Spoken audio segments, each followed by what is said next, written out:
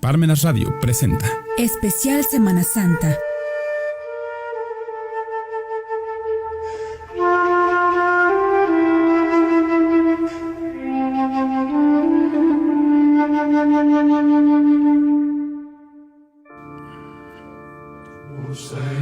Estamos en parmenasradio.org, su servidor el Padre José Luis Bautista González.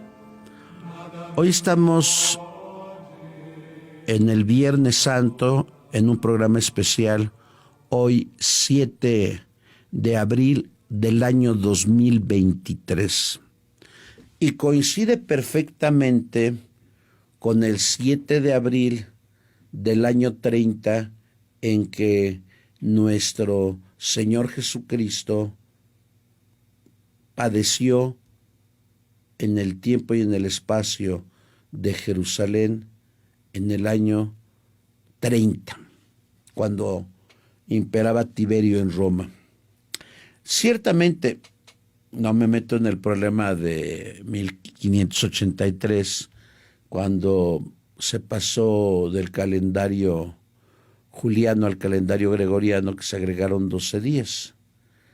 Alguien podría decir, ya no es la fecha exacta, pero sí me refiero, ya no son los días exactos, pero sí me refiero al 7 de abril del año 30, que fue cuando nuestro Señor Jesucristo padeció y murió por nosotros.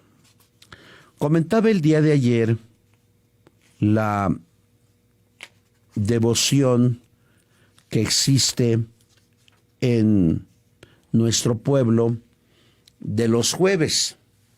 Los que somos poblanos recordaremos los tabernáculos que se hacían para el traslado del Santísimo y que estaban desde el jueves en la mañana. ¿Quién no recuerda las grandezas de Catedral, de Santo Domingo, de la Concordia, de la Compañía de la Santísima, de San Francisco, que ciertamente se han perdido por el espacio de los tiempos? Se entiende por antiquísima tradición, ya que Jesús está encarcelado y va a morir por la humanidad entera, no hay Eucaristía ni viernes ni sábado, por una antiquísima tradición y por la lógica del acontecimiento. Hoy tenemos dos devociones. La que viviremos en el centro de Puebla, evocando, recordando la gran procesión que se hacía desde el siglo XVII con las diversas imágenes que representaban a un Cristo sufriente, la imagen del Señor de las Maravillas, del Señor Jesús Nazareno, del Señor de las Tres Caídas, la Dolorosa y la Soledad.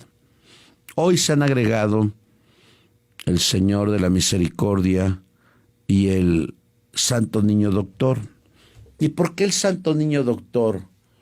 Porque, como dicen los grandes teólogos liturgistas, del madero del pesebre al madero de la cruz. Aquel niño que ha nacido cándido, sencillo, ha nacido para morir en la cruz. Y ahí podemos entender todo el misterio. Misterio de la encarnación, de la vida oculta, de la vida pública, de la pasión, muerte y resurrección, y algún día participar nosotros de la vida eterna con nuestro Señor Jesucristo. Por eso yo les invito, si es que pueden, vayan a la procesión. Ahí un servidor estaremos transmitiendo desde conocida estación capitalina en el atrio. Pero los diversos templos hacen el Vía Crucis. Esa es otra devoción donde se meditan 14 misterios desde que Jesús fue condenado a muerte hasta que Jesús muere en la cruz. Se omite el último porque se entiende que eso se vive hasta el sábado. Entonces, muchas parroquias organizan el Via Crucis, otras organizan el Sermón de las Tres Caídas, otras organizan procesiones. Pero la procesión en torno al pastor, desde aquí un saludo al don Víctor Sánchez Espinosa, que el pasado 2 de abril celebraba 14 años de estar al frente de esta porción del pueblo de Dios. Y lo menciono porque desde su inicio, y yo recuerdo que estuve en la procesión primera en el año 1992, en tiempo de don Rosendo Huesca y Pacheco, que fue una procesión bastante sencilla de Catedral Santo Domingo, de Santo Domingo a Catedral. Y recuerdo que don Rosendo predicó. Pero el lema, ¿cuál es? En torno al pastor, caminando con Jesús en torno al pastor. Y por eso tenemos que hacer eco de nuestro pastor. Claro, estas son devociones. Lo litúrgico es lo que se denomina en los oficios.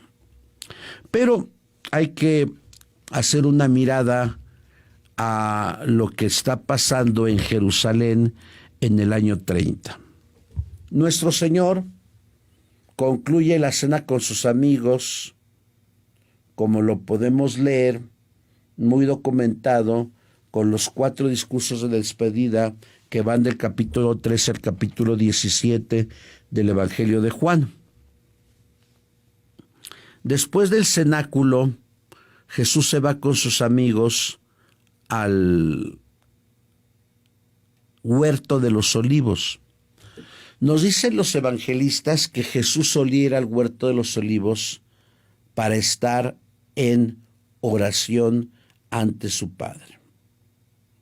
Se entiende que Jesús les había dicho a sus amigos que después de la cena iban a ir al huerto, porque como se infiere en la lectura de la Pasión de Mateo, ya Judas Iscariote había ido con los sumos sacerdotes y les había preguntado cuánto le daban si les entregaba el maestro.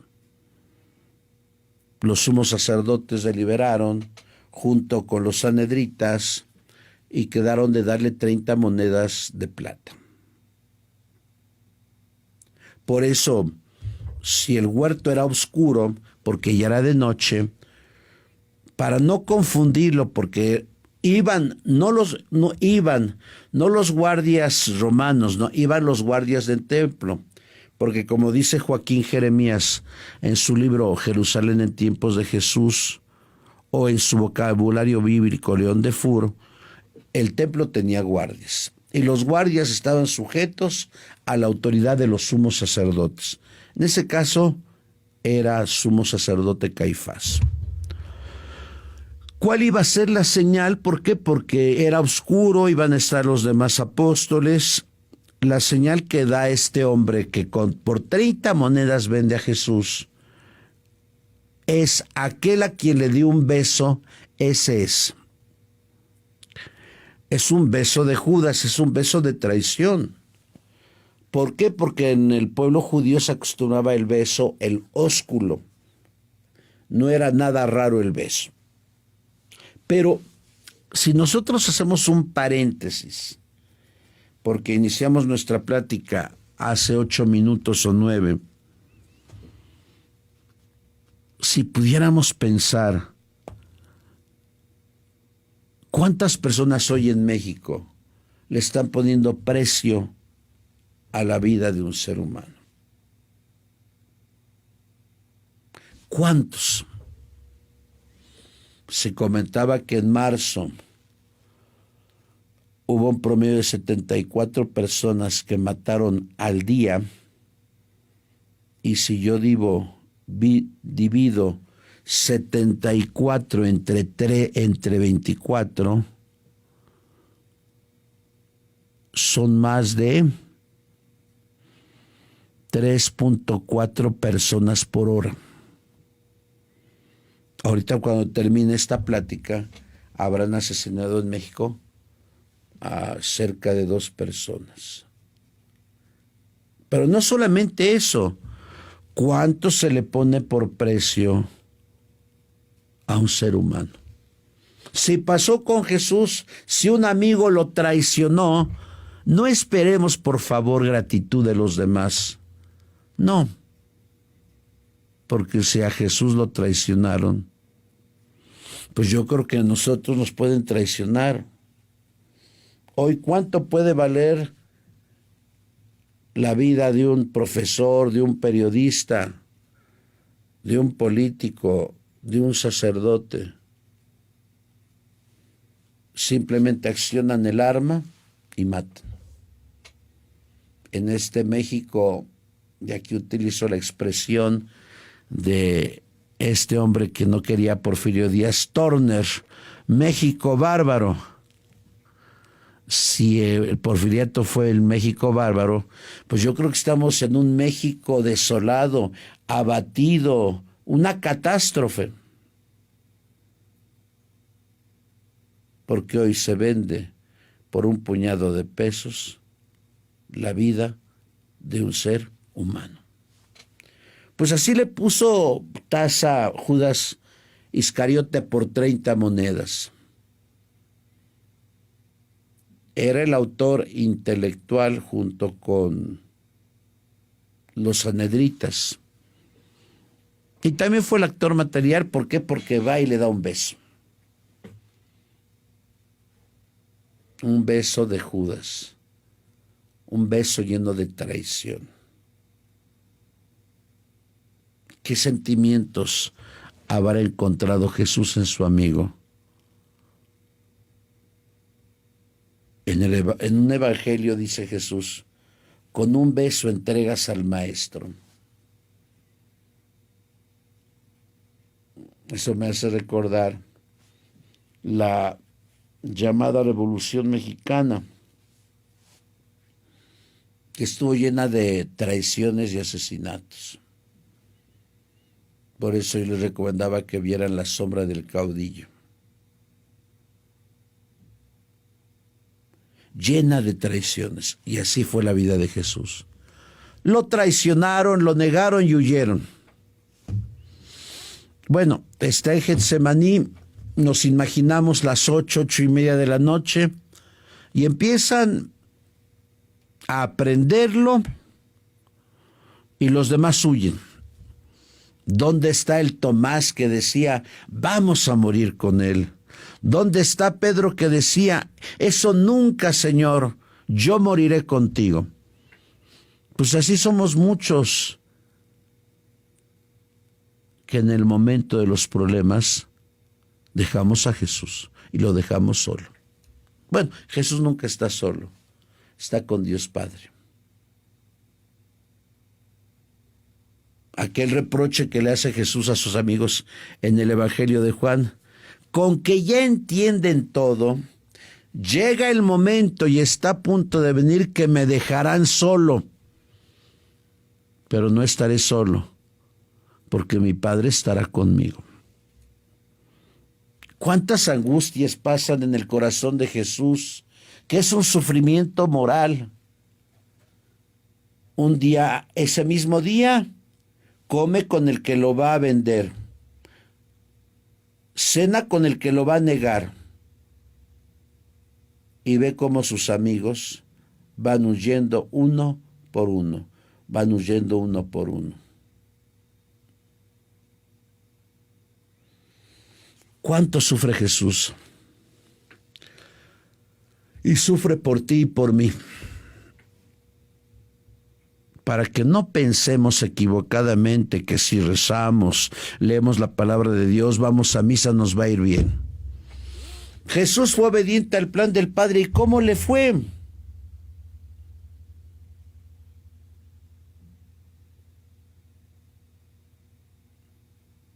Lo apresan, lo llevan ante Anás, luego con Caifás. Y Caifás le dice, en nombre del Dios vivo, yo te conjuro si tú eres el Mesías. Sí lo soy. y verás al Hijo del Hombre a la diestra del Padre subir y bajar entre las nubes del cielo. El sumo sacerdote, en ese afán judaico, se rompe las vestiduras y lo declara blasfemo y reo de muerte porque se ha comparado con Dios. En aquel momento en el Sanedrín, que habían hecho, por cierto, un juicio injusto, porque las leyes del Sanedrín eran las siguientes: no se puede juzgar a alguien en la noche, se puede juzgar solamente en la mañana. Y segundo, tiene que estar todo el Sanedrín completo. Y yo creo que no estaba el Sanedrín completo, solamente estaban los afines que querían la muerte de Jesús. ¿Por qué? Porque había entre los saneditas gente que aceptaba a Jesús como José de Arimatea o como el famoso Nicodemo. Había otros que tenían la luz del Espíritu Santo, porque era innegable que Jesús era un verdadero profeta y un verdadero Mesías, porque hacía ver a los ciegos, los cojos, los tullidos andaban, los sordos escuchaban y los muertos resucitaban.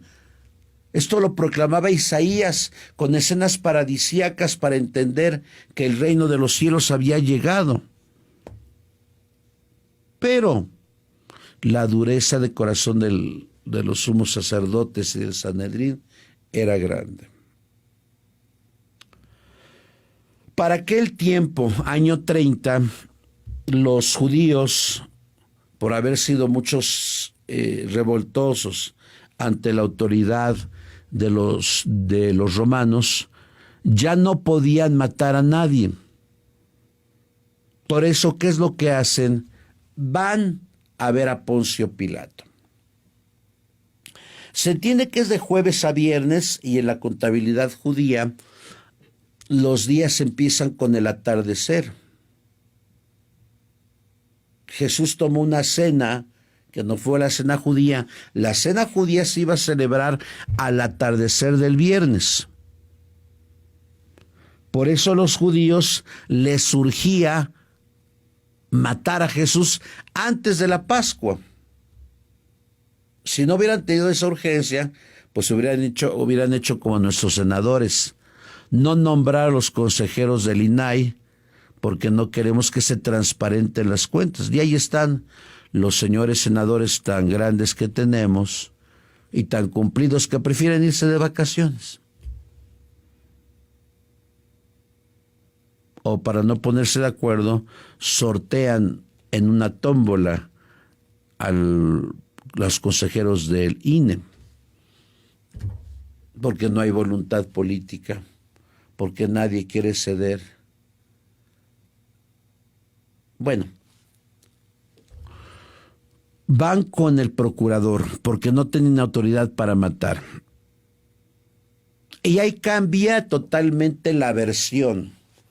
Porque si hubieran ido con Poncio Pilato y hubieran dicho, oiga, este hombre se declaró Dios, bueno, no se declaró Dios, se declaró hijo de Dios, pues Poncio Pilato los hubiera mandado muy lejos. Ahí difaman a Jesús. Como tantos que hay en los ministerios públicos, que hay algunos abogados de mala monta o algunos tinterillos que llevan testigos falsos. Nosotros lo vimos, nosotros lo hicimos. ¿Y cuántos MPs y jueces caen en esas cosas? Te traemos a Jesús porque se ha declarado rey de los judíos. Nunca en su vida se declaró Jesús rey.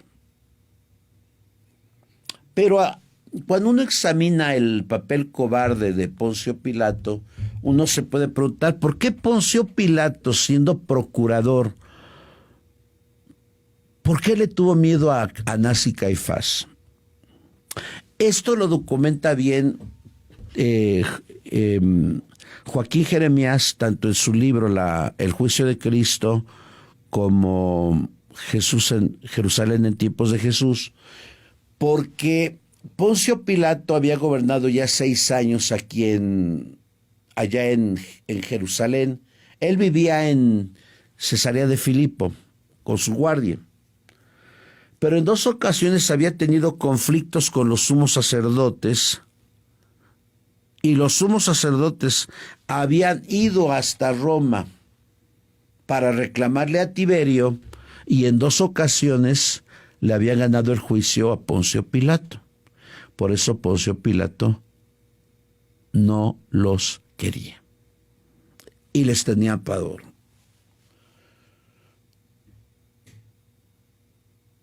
Poncio Pilato examina a Jesús y no encuentra en él nada. Cuando sabe que es de Galilea, porque había vivido en Nazaret, lo remite a Herodes. De ahí viene el sentido de las 7 casas, de Anás a Caifás, de Caifás a Anás, de Anás a Caifás, de Caifás a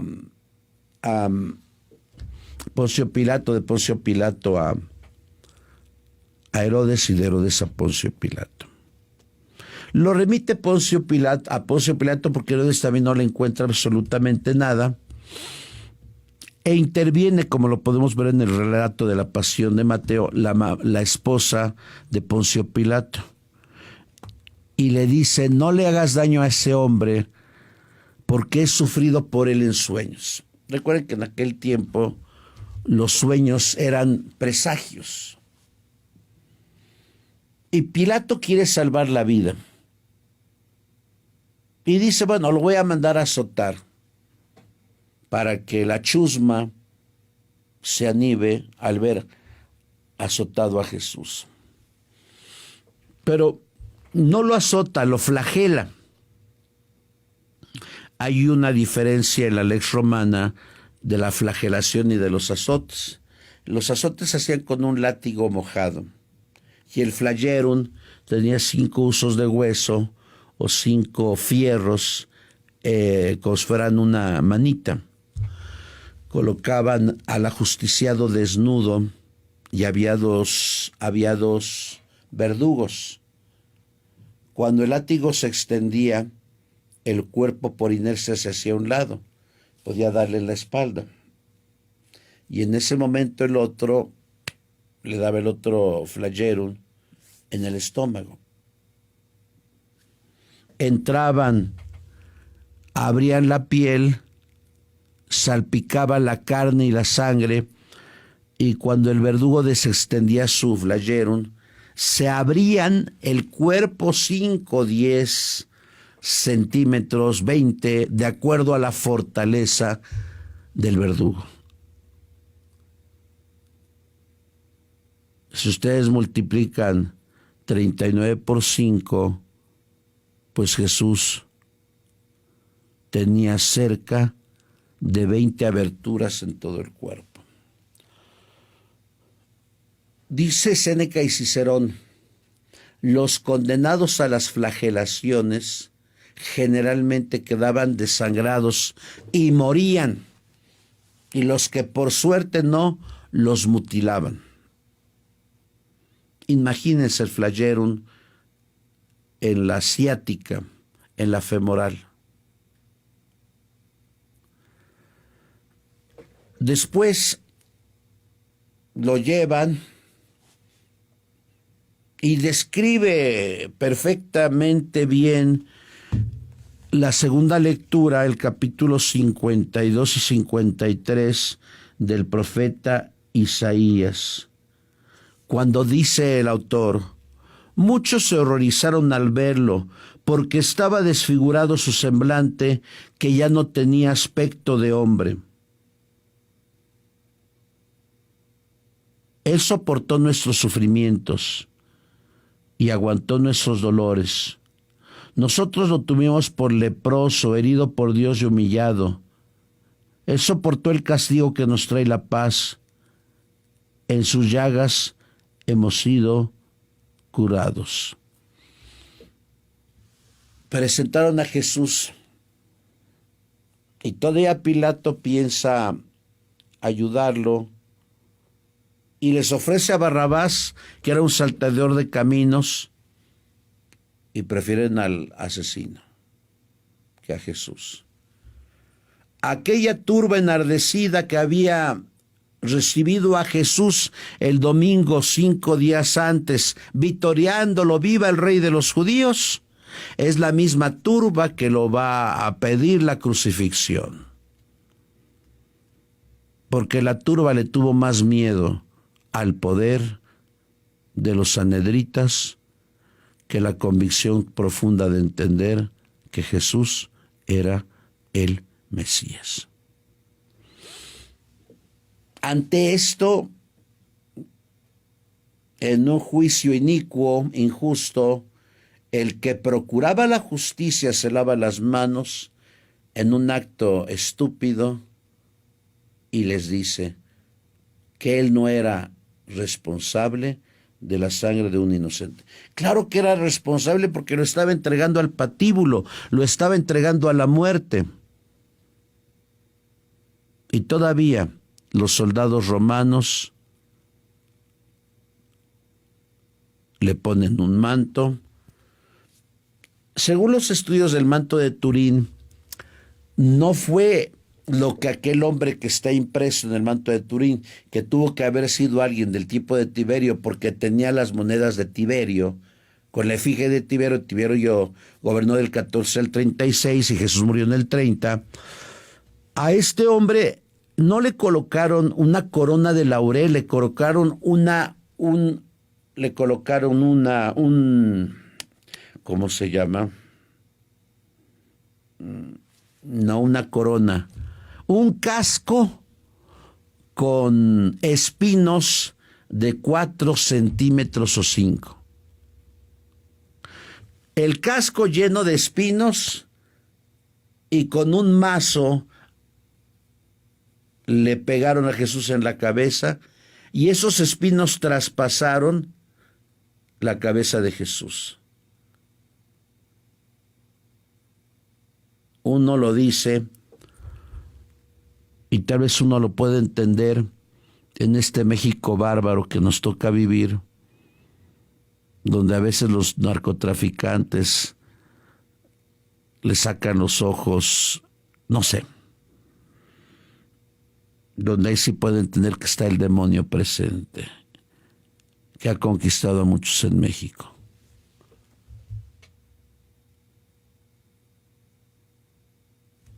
Nos dice el Evangelio de Juan que Jesús fue condenado a muerte en la hora tercia, 9 de la mañana, que Jesús llegó a la hora sexta al Gólgota y que Jesús murió a la hora nona a las 3 de la tarde. Pero también lo que se descubre en el manto de Turín es que las rodillas de Jesús estaban totalmente deshechas. Lo más seguro es que Jesús, en ese pequeño tramo que va del Pretorio, el enlosado Torre Antonia, al Gólgota, es que Jesús fue de rodillas. Imagínense, no tenía ya mucha sangre y tenía el travesaño mojado de cerca de 80 kilos. Díganme quién lo va a soportar. Pero Él lo soportó por ti y por mí, y si tal vez los pintores y escultores y poetas han inmortalizado a Cristo crucificado, es para hacernos recordar a cada momento que Él murió por mí y murió por ti. Si tal vez Mel Gibson hizo esa película La Pasión tan dura que yo solamente la vi una vez, porque nos recuerda aquella expresión de Pablo en la carta a los Gálatas, capítulo 2, versículos 19 y siguientes. Porque Cristo murió por mí y se entregó por mí. Ya no soy yo quien vive, es Cristo el que vive en mí. Él murió por mí. Diría Ireneo de León, Él pronunció el nombre de la humanidad entera en la cruz. Pronunció tu nombre, pronunció mi nombre, y pese a eso no le hacemos caso. Pese a eso vivimos como enemigos de la cruz, y pese a eso podemos hacer actuales esas palabras de Thomas Hobbes en el Leviatán: Homo homini lupus, el hombre sigue siendo lobo del hombre. Por eso la primera palabra que dijo Jesús es: Padre, perdónalos porque no saben lo que hacen. Hasta al final decir: todo está consumado. Y dando un fuerte grito, expiró un día como hoy a las 3 en punto de la tarde. Por eso, los oficios de hoy, que son en la tarde, no es misa. No hay cantos, bueno, sí hay cantos, pero generalmente no debe haber cantos, no se utiliza ningún instrumento, no se llama por la campana, se llama por matraca.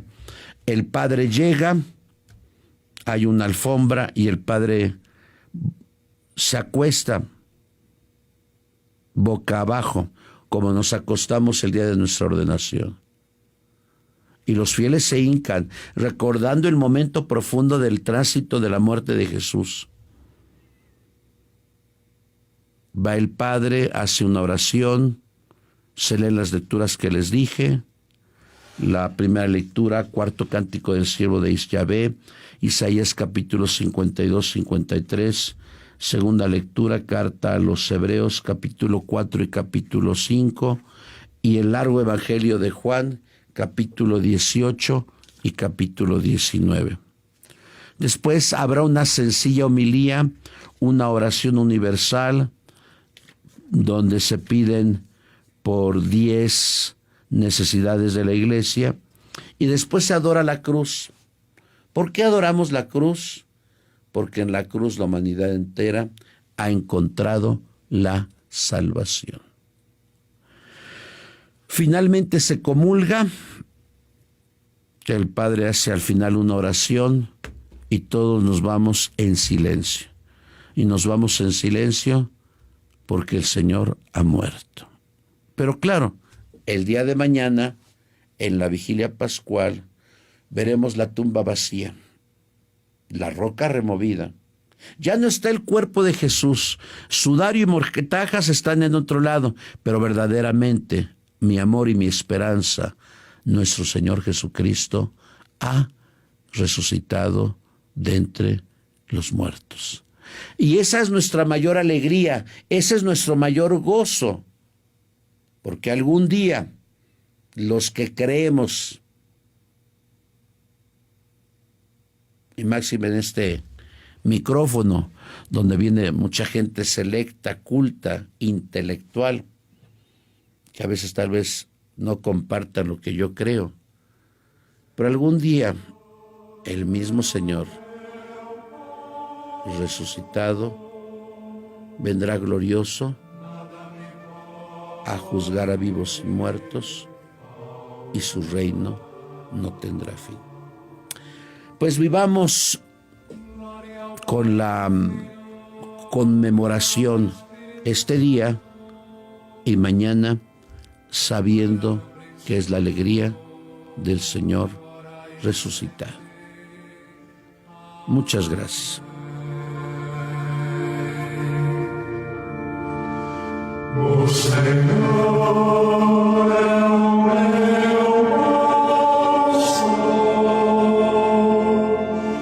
nada me puede ahogar.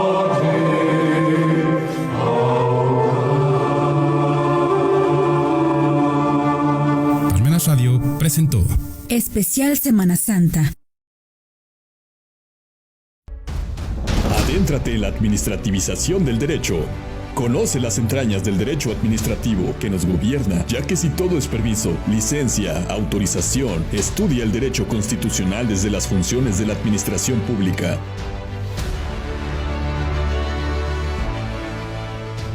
Conoce los derechos de los gobernados ante las sanciones administrativas. Multas, pérdida de derechos, confiscaciones e infracciones con el derecho administrativo sancionador.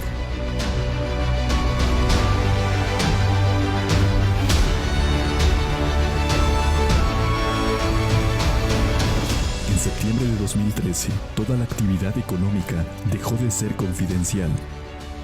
Conoce las entrañas de las actividades vulnerables de las razones de la ley antilavado, del derecho administrativo de prevención. Parmenas Centro de Estudios presenta especialidad en Derecho Administrativo y Constitucional.